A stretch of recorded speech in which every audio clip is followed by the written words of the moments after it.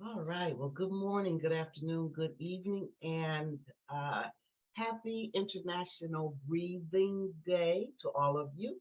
Anita here, and this is lecture four of the rare disease, autoimmune disease, disorder, condition, syndrome, and scleroderma advocacy. Yeah, lecture four. Before I begin with the information that I have for you this morning, this afternoon, this evening, I want to introduce, I'm sorry, I want to invite you to our autoimmunity Facebook private room. I like to call them rooms, groups. And so if you have been diagnosed with an autoimmune, rare, or even just autoimmune disorder, disease, syndrome, or condition, I invite you. It's Facebook is on Facebook here, and it's autoimmunity, AUTOIMMUNITY. Yeah, we'd love to have you. It's just that, we put information on there, people share updates, things like that. And if you have questions, 'cause I'm always doing research and things like that to post in that room for our knowledge and everything. So I invite you. And also, I'd like to invite you to take a walk with me on June 4th. If you're in the Detroit area, we're going to, it is the Stampede Scleroderma, or the Scleroderma Stampede walk that's going to be Sunday, June 4th at the Detroit Zoo. So I invite you, and I'd love for you to join me. And what I'm going to do is post, I'm going to post the link that you can connect with my page because I'm a captain. Yay, I'm a captain. And our team is striving to cure scleroderma. And if you're not able to walk with us because you're outside of the Detroit, Michigan area, please go on. You can donate toward the walk and participate that way. Or you can even do a virtual walk wherever you are and also go to the page and donate. You can participate that way. So it's going to be fun. So I do invite you, and I want to say also, we're about batters. If you are watching this with me right now, I want to say that I appreciate and I love you, and I'm thankful for you for sharing your energy with me. If you watch the replay, again, I thank you for your energy, and I appreciate you for doing that as well. Okay, so last lecture, it was about the um, Orphan Drug Act. And just to recap, the Orphan Drug Act was created to and developed to be able to include those rare diseases that weren't really known, and those conditions, disease, disorder, and syndromes, they were not given the attention for treatment, to be involved in clinical studies and even getting funding to help those with these rare conditions, people that were diagnosed, they were, it's difficult to get treatment because it was considered rare. So the Orphan Drug Act came about to include all of these conditions so that everyone can receive some type of care. Now, not necessarily equal, and I'll get into that, but it was to help to begin the development of clinical trial studies, and that's what I want to discuss today on this lecture, keeping touch with the time. But I just wanted to let me see. So yeah, I'm trying to write so much information in here. So anyway, it was 1970. It became clear the citizens were left out, and it was a small population, and it grew in the 1980s, where it was recognized rare disease affected 20 to 25 million people, and then that prompted the Detroit Health and Human Services to establish the orphan rare disease. In the 1980s, the NORD, National Organization for Rare Disorder, they came aboard, and then um, FDA 1990. So it's continuing to grow, because these disease, disorder, conditions, and syndromes, they're discovered. I mean, all the time. It's like the law. You have to keep up. It doesn't come to a peak and then okay, that's all you need to know. No, it's continuous. So anyway, that helped to grow and to help with the clinical trial study to include these other conditions with clinical trial studies. And the clinical trial study is one where there's patient participation. It's free because the patient is participating. Most of these you must have been diagnosed. There's a criteria. One that you must have been diagnosed with the condition, syndrome, disease, or disorder um, to be able to participate. It um, it helps the patient, and the physician, the healthcare provider. Normally with these diseases and things like that, the rare disease, autoimmune, normally autoimmune disorders, immune compromised system, they people are seeing specialists. So it's typically not a health, like a primary care physician. It's more of a specialist in that realm.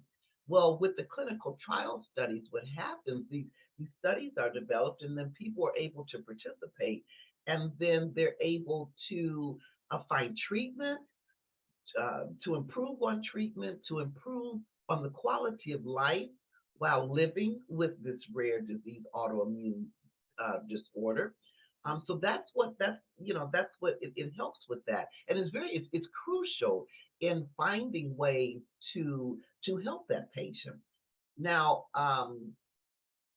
one with the clinical trial studies, and particularly scleroderma, what I learned is that with scleroderma, it is really prevalent in the Black and brown community.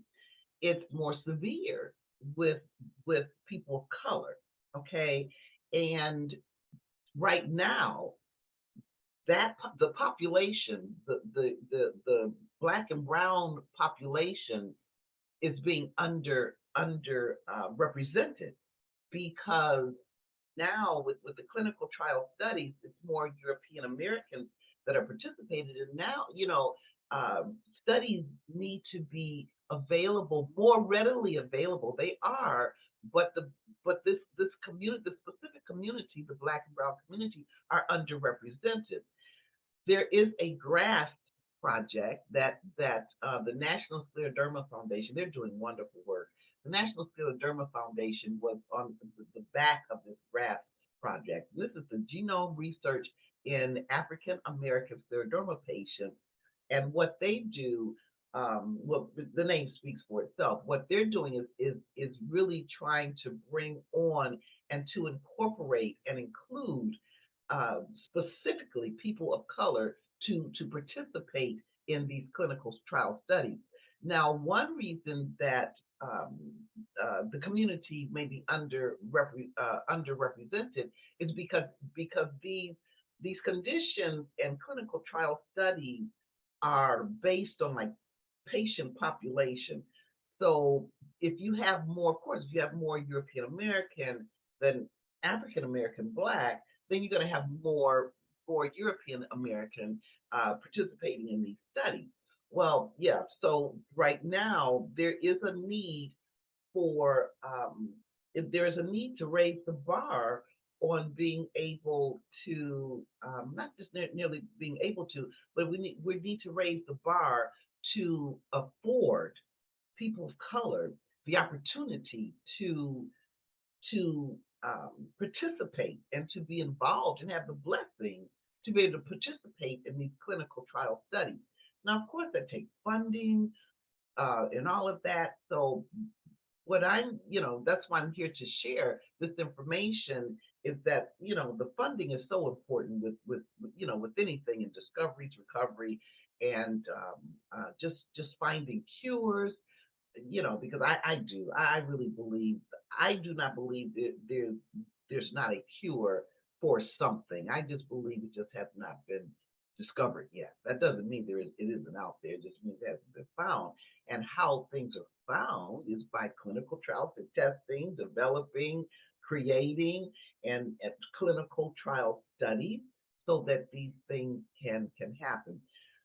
So the GRASS project is looking at some stuff here. I love what they say. They hope that the GRASS project will provide novel insights into the genetic and biological basis for the unique disease expression. I love that. Unique disease expression observed within the African American community. Um, so yeah, they're really working hard with that. So that's what this lecture is about, just to spread awareness on the importance of clinical trial studies, specialists concentrating concentrating on the Black and Brown community, wherein we are able as well to participate in these wonderful studies. Some of them are double blind. I just learned that. Double blind, where neither the doctor or the facilitator, I guess that's what you call them, or the patient knows if they're taking the placebo or the actual medicine.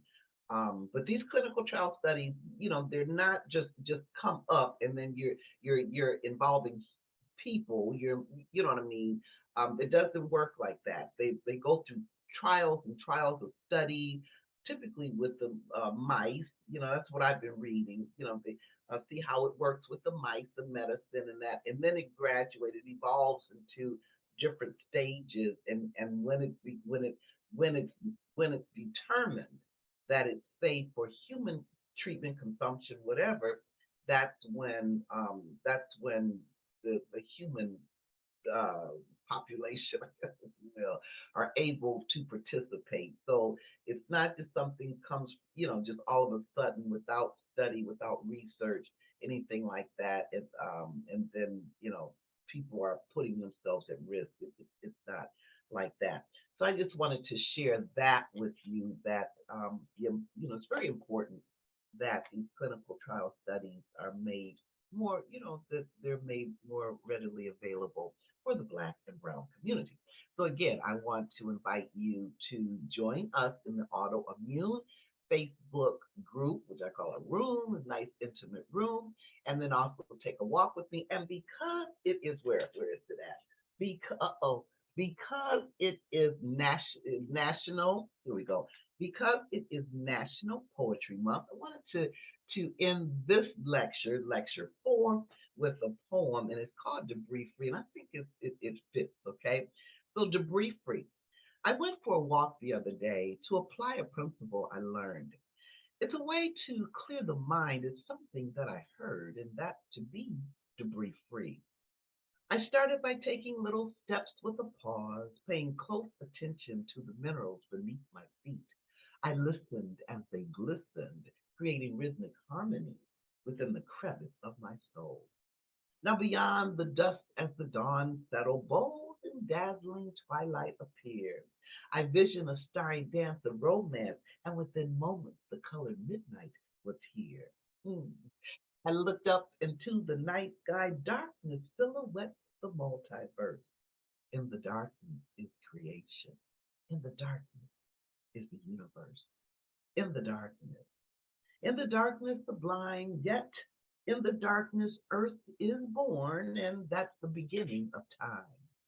A time to recognize the flaw, a time to recognize the pain, a time to enter into the illusion that without pain there is no gain. Now, there are many reasons in the seasons to clutter our mind with substance, superficial depth, and oneness seemingly difficult to find. Hmm. But as I step forward, darkness mingles with the light. Galaxies radiate, producing vibes of energy quite vivid, luminous, so wondrous. Alas, time to return home, although I felt it much too soon. I kissed at the brilliance of the sky, and then, yes, I did. I had to kiss at the sun and the moon. Suddenly, the power of a chill moved in me and rests within the core of me. And as I make my way home in the silence, I'm debris free. I went for a walk that actually began many, many years ago. And wisdom she taught, the journey of self recovery. In the silver, living life from the outside, in the golden, learning to live my life from within and be debris free. So, how about it? How about taking a walk with me one day, June 4th specifically, to apply a principle we learned? It's a way to clear the mind. It's something that I heard, and that's debris free. So come on, take that walk with me on June 4th as we advocate for the awareness, for the cure, and for the many new improvements for clinical studies in autoimmune, compromised systems, rare disease, scleroderma, and others.